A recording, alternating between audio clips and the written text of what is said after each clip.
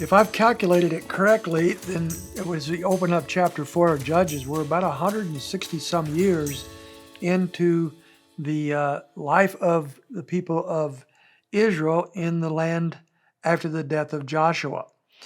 And again, in verse 1, they do evil in the Lord's sight.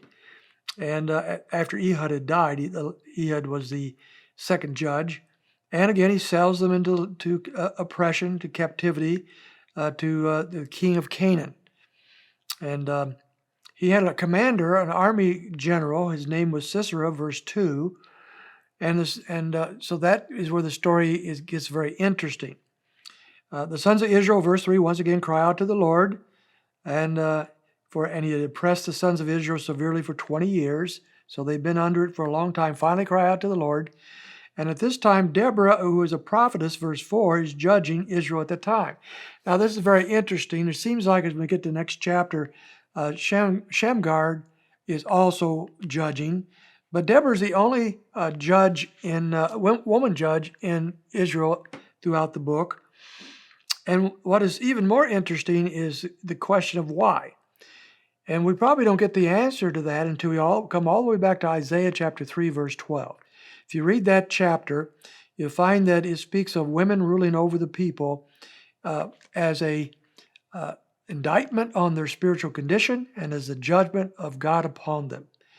So Deborah, being the ruler, is a sign of spiritual trouble, spiritual demise within Israel.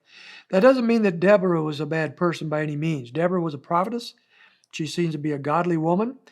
But Israel itself was in a bad place. And God brings Deborah into a place of leadership over Israel as a sign to them that they are not walking with God as they should. Nevertheless, she knows that something needs to be done about Canaan. And so she sends for a general, a leader, military leader by the name of Barak in verse 6, and says that the God of Israel has commanded him to lead a march against Canaan and brings victory. Verse 8, Barak said, "No, I'll only do that if you will go with me." And then, let me read these verses. "If you will go with me, then I will go. But if you will not go with me, I will not go."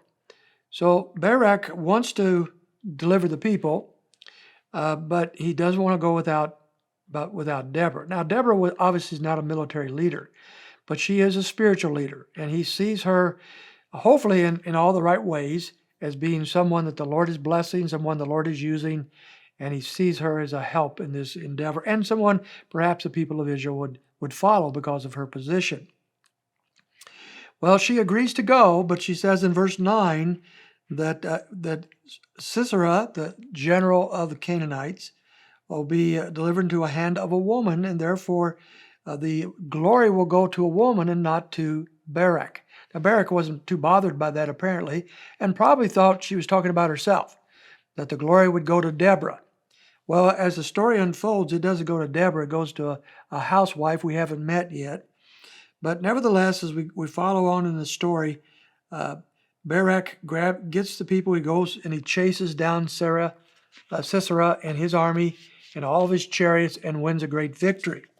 And as he wins this great victory, Sisera himself flees.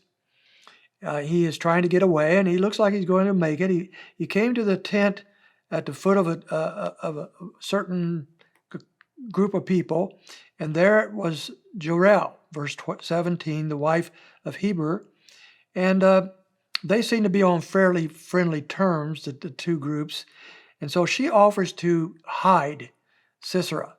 And turn aside, she says in verse 18, "My master, turn aside, do not be afraid." So he comes into her tent. He's exhausted from battle, and he's in desperate need of rest. He wants some water, verse 19. She does better than that. She gives him some milk.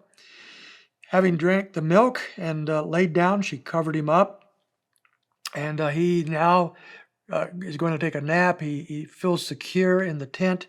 He doesn't realize, however, that Jael is not on his team. And she sees a great opportunity now to end this war and give Israel the victory. And so, in another gruesome story in the book of Judges, we find that Jael, verse 21, takes a tent peg, seizes a hammer in her hand, and went secretly to him and drove the peg into his temple, and it went through into the ground, for he was sound asleep and exhausted, so he died.